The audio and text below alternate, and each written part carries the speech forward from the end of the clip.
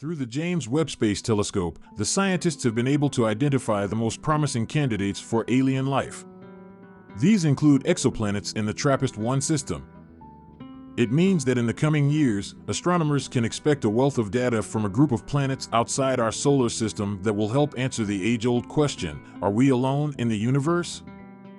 Webb has wowed the world in recent weeks after NASA released its first piece of proper observations that included the deepest infrared image of the universe ever taken. Despite the public's excitement over the telescope's discoveries, it's still important to note that Webb is still carrying out its job.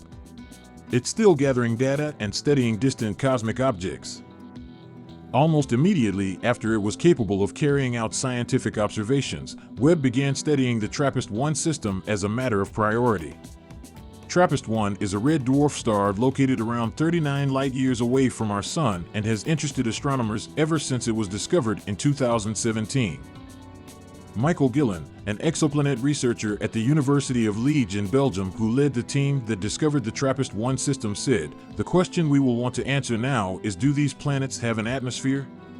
If they have an atmosphere, then things will become very exciting. You see, finding a planet with an atmosphere is crucial for it to support life. Of course, just because a planet has an atmosphere, it doesn't mean that life exists there. There are many things that play a role here. This includes the size of a planet, the strength of gravity, how close and what kind of star does this planet orbit, what kind of minerals are in the soil, and many more."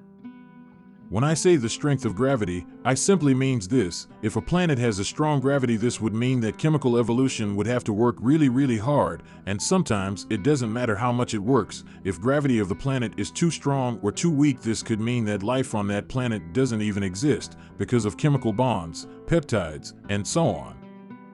One of the most important factors that can affect the environment is methane, which is a natural gas that can provide a great amount of light and heat energy. It can also reduce the amount of harmful carbon dioxide emissions that come from burning fossil fuels. Methane is very important for life, at least in the early stages of development. Michael Gillen even said that if we will detect methane, that will be super exciting. Clearly not just water plays a big role, but also other gases, and those gases must have the right levels for life to exist anywhere. If you enjoy watching videos such as these, then make sure to click that thumbs up and subscribe. Thanks.